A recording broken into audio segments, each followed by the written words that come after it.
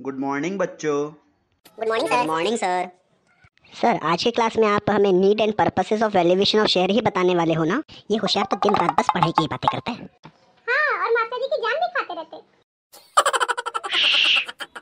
बेला और चतुर आपस में बातें नहीं करेंगे। हाँ मास्टर जी, सब समझ आ गया। चलो तो फिर आज की क्लास शुरू करते हैं। अरे ये क्या, आज प्रोजेक्टर ऑफ है?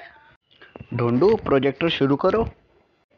थोड़ा जल्दी करना, क्लास के लिए देरी हो रही है।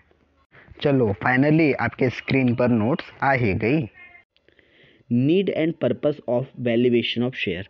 तो बच्चों मेरा क्वेश्चन है आपसे, क्या कंपनी बिना वैल्यूएशन ऑफ शेयर किए बिजनेस ऑपरेट नहीं कर सकती? तो कंपनी बिना वैल्यूएशन ऑफ शेयर किए भी बिजनेस ऑपरेट कर सकती है।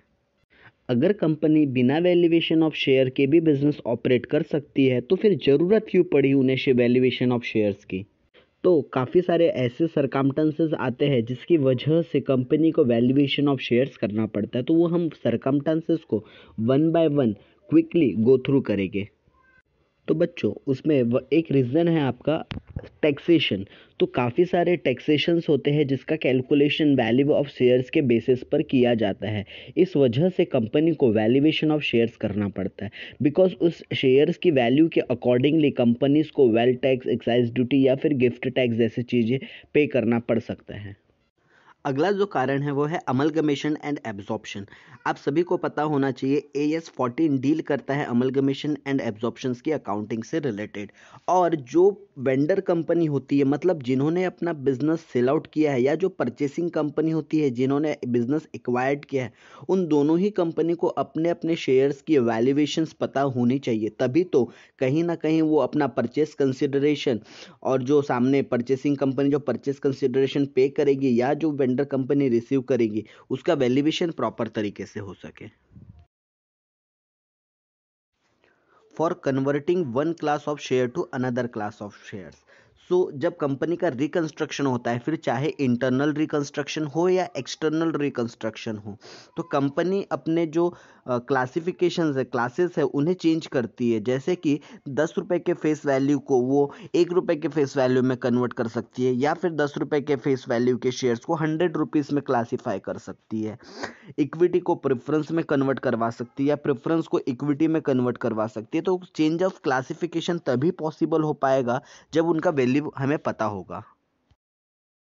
तो बच्चों अभी तक हमने देखा कि टैक्सेशन पर्पस से, अमलगमेशन एंड एब्जॉर्प्शन पर्पस से और रिकंस्ट्रक्शन पर्पस के लिए हम वैल्यू ऑफ शेयर्स को आइडेंटिफाई करते हैं।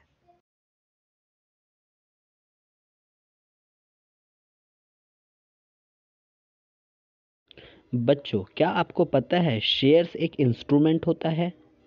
हाँ बच्चों, सही सुना आपने। शेयर्स क्या है? एक इन्वेस्टमेंट टूल होता है, एक इंस्ट्रूमेंट होता है। और आपको इस शेयर्स के अगेंस्ट लोन भी मिल सकता है। लेकिन अगर आपको आपके शेयर्स की वैल्यू ही पता नहीं चलेगी तो आप कैसे आइडेंटिफाई कर पाओगे कि आप कितने रुपए के लोन के लिए एलिजिबल है और कितने के लिए नहीं? इसलिए वैल्यूएशन ऑफ शेयर्स, जब भी लोन दिया जाता है, एडवांस दिया जाता है अगेंस्ट सिक्योरिटी ऑफ शेयर, तो आपको वैल्यू ऑफ शेयर्स पता होना चाहिए। बच्चों क्या आपको पता है गवर्नमेंट भी कंपनीज को अंडरटेक करती है? तो जब भी गवर्नमेंट किसी कंपनी में अपनी हिस्सेदारी बढ़ाती है तो वहाँ के एग्जिस्टिंग शेयर होल्डर को पेमेंट देती है, कॉम्पनसेट करती है। और ये जो पेमेंट होता है वो वैल्यू ऑफ शेयर के बेसिस पर ही कैलकुलेट किया जाता है। देखो बेटा, डिसेंटिंग शेयर होल्डर्स का मतलब क्या होता है? ऐसे शेयर होल्डर्स जो एग्री नहीं करते रिकंस्ट्रक्शन स्कीम्स के लिए या फिर अमलगमेशन, एब्जॉर्प्शंस या कोई भी स्कीम्स में आने के लिए, ये एग्री नहीं करते। इन्हें क्या होता है, इन्हें अपने पैसे वापस चाहिए होते हैं। तो भाई आप डिसेंटिंग शेयर होल्डर को तभी तो उनके पैसे वापस कर पाओगे जब आपको शेयर्स की वैल्यू पता हो। इसीलिए भी आपको वैल्यू ऑफ शेयर्स का पता होना बेहद ज़रूरी होता है। तो बच्चों हमने क्या सीखा आज की क्लास में कि क्यों वैल्यूएशन ऑफ शेयर्स की जरूरत पड़ती है। होप सो आप लोगों को सारी बातें समझ में आई हो। हाँ सर, अच्छे से समझ में आ गया। सुन चतुर, हाँ बेला बोल। ये होशियार फिर से क्वेश्चन करेगा। हाँ वो तो है ही क्वेश्चन की दुकान।